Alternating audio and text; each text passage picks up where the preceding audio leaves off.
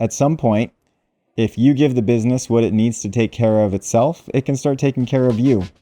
Welcome to Craft Chocolate TV.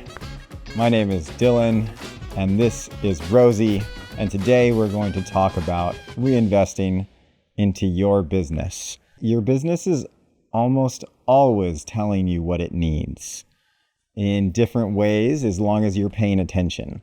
And so, for example, if you're running out of space, it's time to rent more space. One of the things we've learned over time is that you need about 50% of your factory to be for storage of stuff. The amount of raw materials we need in chocolate manufacturing, and let's make sure we understand what we're talking about. We are discussing chocolate manufacturing here. It doesn't work for like bonbons.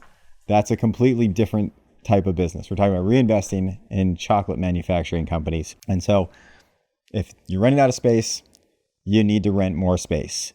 If you are finding yourself working too much, making too much chocolate, you have two options. You can either hire someone to help make more chocolate, or you can get a bigger machine or bigger machines. So this is an example of the business telling you what it needs by what you are experiencing through the company. If you're running out of packaging, you need to, if it's happening regularly and quicker, you need to buy bigger quantities of packaging. And when that happens, you'll find that you also end up getting better unit prices, even though it feels like you're always strapped, meaning you're always running out of money. You end up getting, in the long run, more margin back because you just reduced the costs of the unit price of your package, the shipping. It just gets better and better, but you don't always see it right away. This is a long game that you're playing if you're trying to set up a chocolate manufacturing business. The most important thing is this allows you to make more money, and that allows you to keep up with inflation and labor increases because every year it costs more.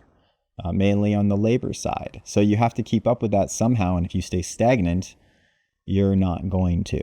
It also reduces your tax liability. That's a really big one. When you reinvest into your company in strategic ways, you will reduce the amount of taxes you pay right off the top.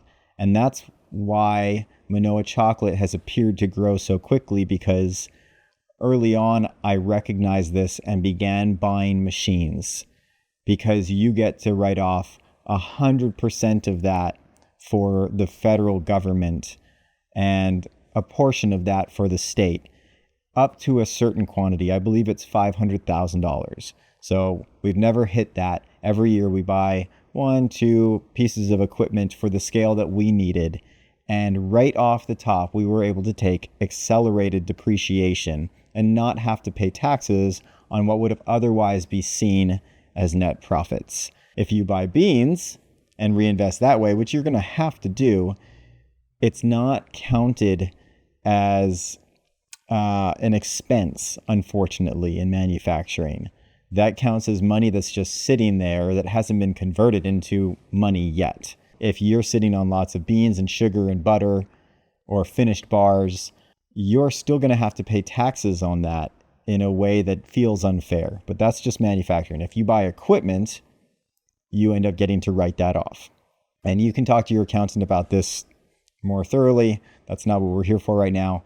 But reinvesting in equipment is the fastest way that Manoa Chocolate has grown, as well as reinvesting in the space that we felt we were needing in order to hit the next levels because of our personal goals of scaling the company. If you give the business what it needs to take care of itself, it can start taking care of you. Once again, you're in a long game, but with persistence, we'll get there. This has been another episode of Craft Chocolate TV. See you next time.